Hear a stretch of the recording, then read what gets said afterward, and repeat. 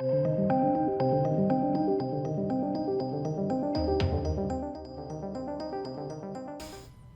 to the channel, ladies and gentlemen, and welcome to my review of Obi-Wan.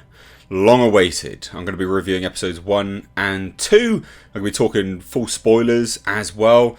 I don't really want to sort of beat around the bush with this. I want to get straight to the point. What I thought, what I didn't like, what I did like, hopes for the future, reservations for the future. I mean, it basically goes into what I liked and didn't like, and I guess general thoughts on Disney as a whole. But just to kind of pre-warn, this is not, and I say pre-warn, this is not going to just be me hating, actually, because I quite liked the show, which I know will upset quite a few people who really didn't like it. But I understand, I understand your reservations with this show. I fully understand where you're coming from, because there were some of my gripes. However, I didn't fully hate the show. So, we open, of course, with Obi-Wan Kenobi on Tatooine. Well, first and foremost, we actually open in the past, where Order 66 has been initiated by Emperor Palpatine. And I liked that. I liked that throwback to Order 66. It was something which I wasn't really expecting. However, in retrospect, having thought about the Book of Boba Fett, I probably should have expected it now, because there were throwbacks, flashbacks, rife with that. So, silly me, egg on my face, I should have expected there to be loads of flashbacks from the off. But never mind, it was nice to... It was a nice, quick opener. And then we get to Obi-Wan Kenobi on Tatooine, who he is, what he's doing. He's about what you'd expect. He's living in a cave, watching over Luke Skywalker from afar. He's got his routine, his day-to-day life, where he's just keeping a low profile.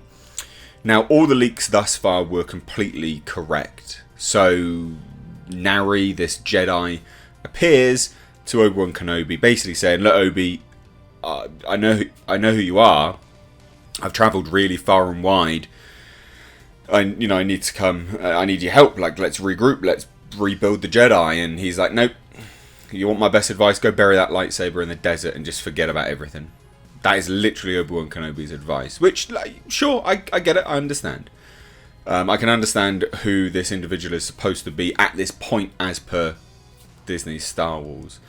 And then from there, the Inquisitors have followed Nari. So this is where I start to have some gripes with the sort of narrative at play. Make no mistake, this is not an Obi-Wan Kenobi series thus far.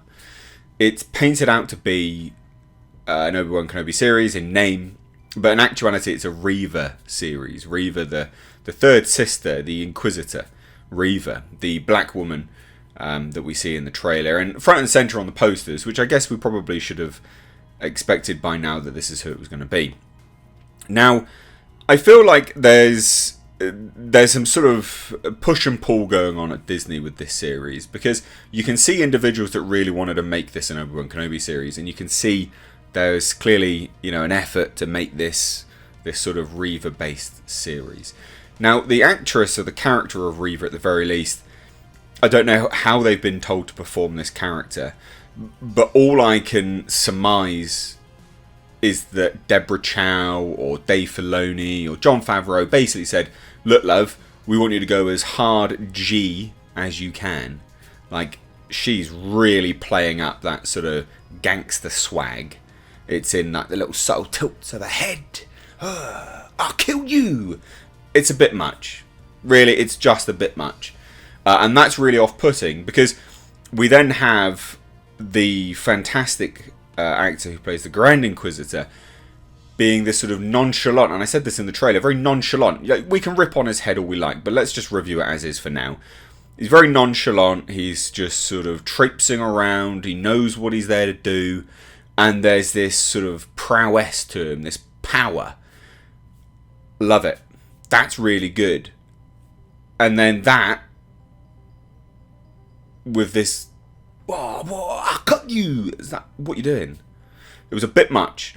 And because they're so polar opposites, it really makes this person, Reva, stand out as this petulant child. Not an imposing figure, which she's supposed to be. She's supposed to be scary. Didn't like it. And this is my concerns for the future with this series, is that I think that this Reva character, I mean, the leaks have been true so far. I've got no qualms about saying that the leaks are probably right up until the end, and I know what supposedly happens at the end. If this series goes that way, then they have fundamentally sort of broken the character of Obi-Wan Kenobi retroactively by trying to lever up this Reva character. If you know what I'm talking about, you'll understand what I mean. And also, the leaks towards the end of the show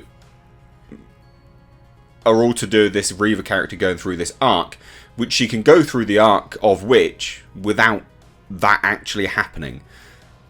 So I'm just left thinking, well, it's probably just a poo on Obi-Wan a little bit. But nonetheless, let's move on. So Reva comes, third sister, Grand Inquisitor, the brother, whatever it is. They come to Tatooine, they kill Nari, and in the midst of all of this, Reva's like, I know where Obi-Wan is. No, you don't, Grand Inquisitor says. Yeah, I do, I feel him, blah, blah, blah, all this kind of stuff. So basically, Reva is this sort of all-seeing, all-knowing Inquisitor.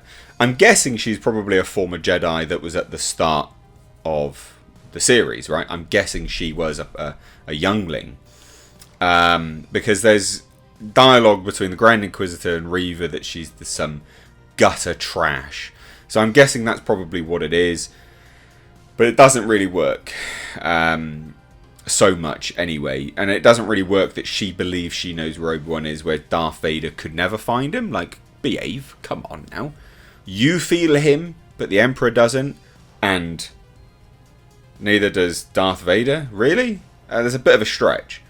But nonetheless, she knows where he is. She plans this great master plan to kidnap Leia. So we go to, obviously, what's it, Alderaan, I think? Alderaan. So we go to Alderaan, and we see this young Leia. Young Leia is very, very sassy, very sarcastic, very, you know, talks back quite a lot.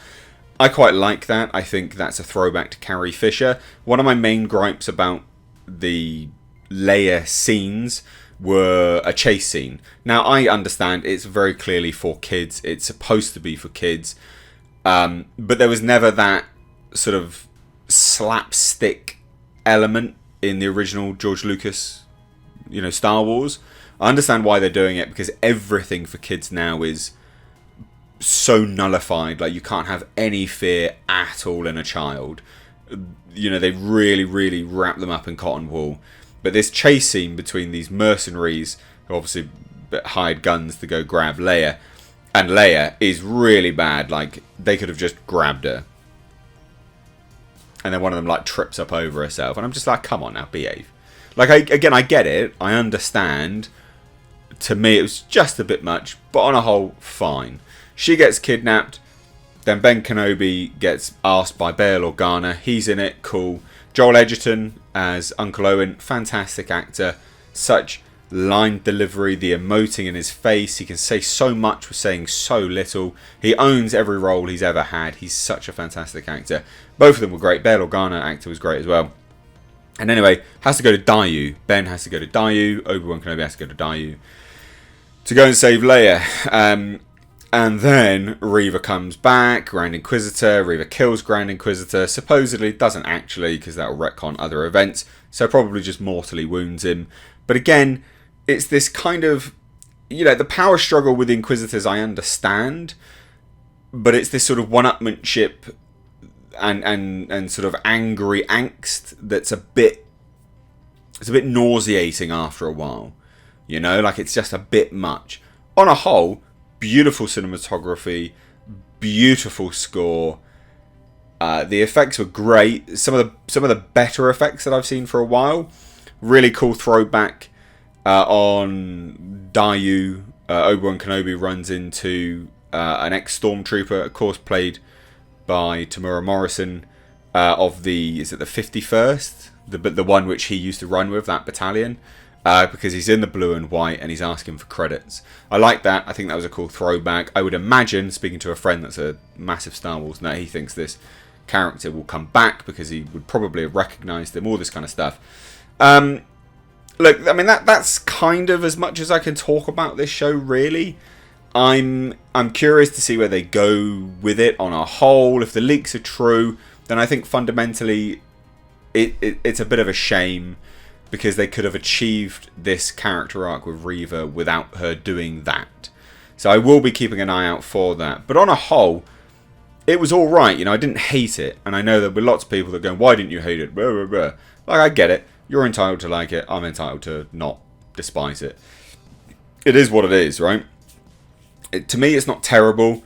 But I just think fundamentally there are some things which they just drop the ball on, like weirdly. Just stuff, dumb stuff. They drop the ball on really dumb stuff.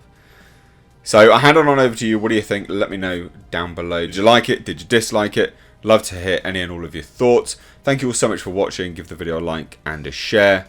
Take care.